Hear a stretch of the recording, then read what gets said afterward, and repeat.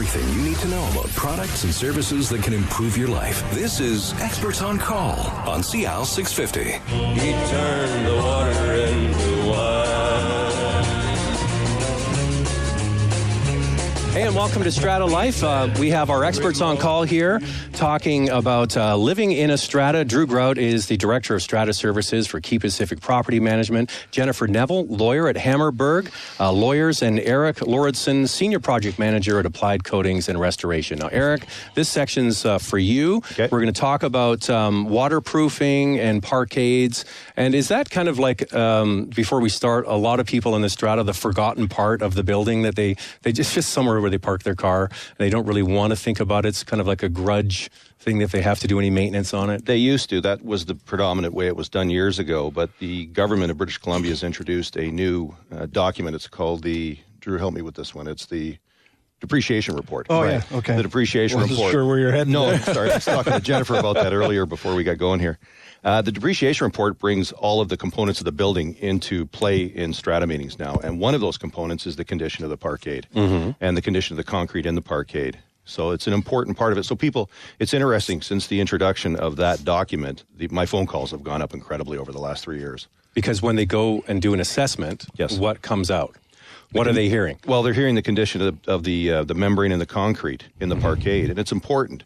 The actual cost component to protect the concrete is relatively low.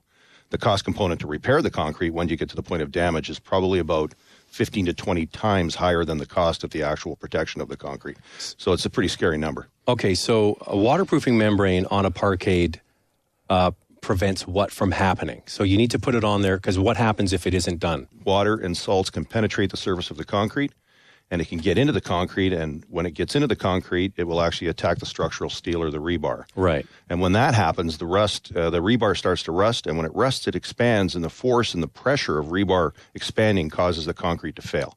So as the concrete fails, it starts to pop off the surface of it. It's called spalling in my world, but the surface starts to fail. You'll see ridges, you'll see the concrete failing, you'll see potholes or imperfections in the surface of the concrete. But left over a period of time, it can actually affect the structural integrity of the concrete as well, too. I've seen many parkades that have been left and left and left to the point where one recently actually, where you're concerned about its ability to support the weight of cars.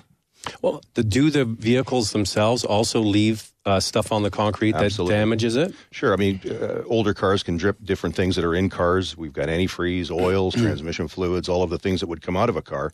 And then the water that they would bring into the parkade on a rainy day, they bring it down into the parkade, and it can, if there is no membrane on the surface, the water can penetrate the concrete and actually start to do damage. And in colder climates, the water will penetrate into the concrete, and when things freeze, then it can do the same thing, damage to the concrete. It'll start to pop off the surface and open it up to even more water ingresses. So that frost and thaw cycle is really bad.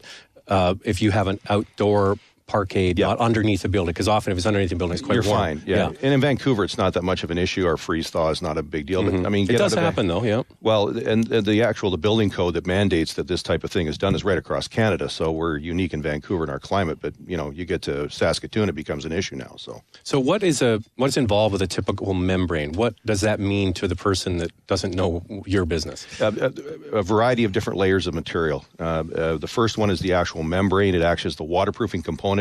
It tends to be a very soft material, and if it was subject to wear, it would wear out very quickly. But on top of that, there's 1, 2, 3 layers of a protective material called the wear surface or the wear course. And depending on the thickness of the wear course will dictate the life expectancy of it. But what about when I know this, the Costco downtown, right across from Rogers Arena, you go under there, screeching tires. Yeah. So what causes that? What you've driven on is a polyurethane. That's the high percentage of traffic deck membranes, actually what they're called. The high percentage of traffic deck membranes are polyurethane. And polyurethanes, particularly when they're new, will make that squeaky sound. You get a little water in the rubber tire. Right, that's a rainy day, yeah. And some are worse than others. You get some that are really loud. Okay, so you go into a building and they've done this report and they say you need to have something done to this parkade. Yes. And you have found a bit of that crusting and bubbling on the top. Yeah. So what can you do to mitigate that getting really bad? Well, first thing you want to do is take a look at the degree of the damage that's done to the concrete. And typically what I'll do in a situation is I'll do up a full report and tell them what I think they should do. You want to do the repair on the concrete initially to get it back so that it's structurally sound. So do you take out, Yes. do you like literally hammer it out? Hammer it out. That's exactly right. And then level it out? Yeah, we hammer it out. If the reinforcement steel is rusty, we take care of that. We clean that all up. We make sure that it's done up to code and expectations. We fill it back in with proper repair material, and then we make suggestions on what they should do as far as a membrane to protect it into the future. Now, if you're in a building that has 3 layers or 3 underground or 4 underground parquets, do you have to do all of them? No. Okay. Typically, the lower one, if you go into a parquet and drive down to the bottom, you'll find a line in the actual, when you're driving down. And what that means is the concrete that is now exposed is sitting down on dirt. Okay. It's what we're talking about is suspended slabs. The slab that you can actually go down underneath and look up and see the concrete above. But when you get down to the concrete, underneath that part where there is concrete, there's dirt. It's just simple dirt. So it's supported by Mother Nature, basically. Right. Yeah. Okay, so what's the life expectancy? If somebody's in a strata now that was built in the early 90s, would they be needing this done, do you think? It depends on the quality of the installation that was done to start with. My experience, unfortunately, on a lot of new construction that we have today is the very minimum amount that has to be put on is typically put on. You know, you probably find, I've seen them fail in as little as about 4 years. When I go into a situation where I want to do some restoration work and inform everybody on the strata on how to do this properly, I want to do it in such a way that I can give them sort of in the 8 to 15 year range, kind of a life expectancy. But there's actually materials out there that will give them longer than that. You can get some very, very long warranties. It gets expensive, but you can have it last for 25 years. Okay, do you get into buildings that have never had a membrane? Sure, all the time. What era would that be? If you're okay, so people are listening today and they're living in a strata unit. What era would not have a membrane? Early mid 80s and prior to that. Okay, yeah, so not that long ago. No, but it's interesting. I was in one in North Vancouver recently, and it was built in the 60s, and the quality of construction that this building was built with was impeccable. It was built very well, and even though they didn't have a traffic deck membrane on there, after that length of time, they were just now starting to see some failures in the concrete. The people that place and finish the concrete, the guys that do it very well, concrete will actually act as its own protectant. But typically these days we don't see that level of quality. So is that the smoothness of the? You bet. Yeah, right, when it's glossy. When it's glossy, it's very tight. When it's tight, water can't penetrate. And I guess the mix of concrete that they ordered when they poured it, because I know from concrete suppliers you can get different mixes, right? You can, and actually they've changed the rules on that as well. Prior to 1991, concrete was tight. It was very compact. But after 91, when the National Building Code changed, they introduced what's called air-entrained concrete. And what that means is they put air right into the concrete. So that's what they call the lightweight concrete, right? No, not quite lightweight concrete. That's a little bit of a different animal. Okay. But air-entrained concrete, actually, when it cures, it allows little pockets in the concrete. And it's more designed for freeze-thaw cycles. So in a colder environment where water gets into it, the water has a place to actually freeze. Because when it freezes, it expands. Yeah. So is that helping? Yeah, absolutely. Yeah, it is helping. I mean, this is really good. This is a good addition to any condominium complex or a parquet deck. We do work for standalone parquet structures as well too, but it's good for all of it actually, basically. Okay, so we talked about the floor. Now, what about the wall and the ceiling? So what do you do with that? I used to go into some buildings and I see they've cleaned the ceilings and they put spray things in. And what do you guys do? Any of that stuff? Yeah, well, what we do is we look for the same thing as part of the report. When we go in and talk to people, we take a look. We inspect the walls and the ceiling as well too. So if there's a slab on top of it, or they actually drive above that, and we look for cracks. And we look for cracks where water's come through. And sometimes you'll see white staining up there. That's where the salts will come through and get carried through with the water, and it actually deposits on the ceiling or on the wall.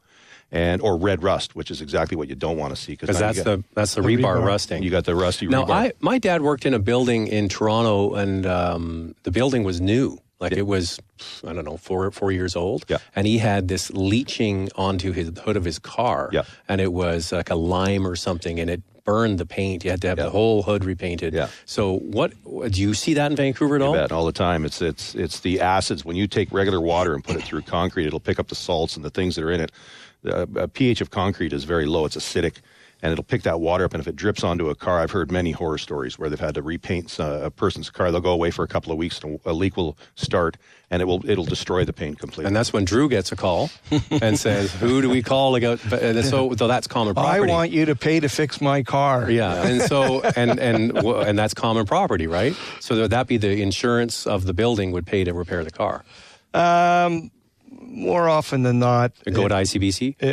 It wouldn't be the insurance of Strata. That type of leak isn't a sudden and accidental thing. It's a seepage thing, which is normally not covered by Strata insurance. Mm-hmm. And the damage probably in many cases wouldn't, I guess it's property damage. It would be an ICBC thing.